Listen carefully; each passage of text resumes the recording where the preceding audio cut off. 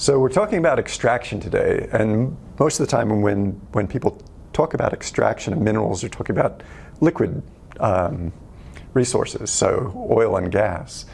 And many of you may have seen pictures of gushers, of the early oil wells that people hit. And so you drill down, you'd hit overpressured oil, and it would squirt out of the top of the oil rig. Now, a lot of these early wells, and some of the famous ones were in Pennsylvania, were very, very, very shallow. So you didn't need particularly sophisticated equipment. And so you'll also go back into these archives, these pictures of these teepee-like structures that had the drill rigs in them, basically just putting a pipe down, hitting these overpressured zones, and of course the oil would squirt out the top. And once it stopped squirting out the top, you pump out the oil that you had. So that's extraction. So you're getting the oil, and then you process it, and people use it to drive their cars and whatnot. So that was relatively cheap and easy to do.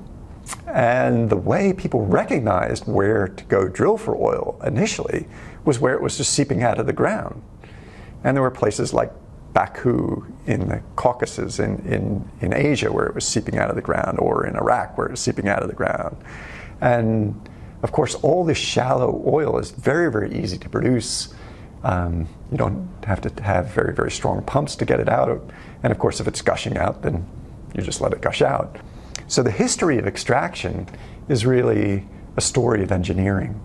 And as those easy oil fields, the really shallow ones, were exploited and used up, the oil companies and the exploration companies had to start looking deeper and deeper and in more exotic locations, and had to use more sophisticated imagery, i.e. seismic profiling, things like that.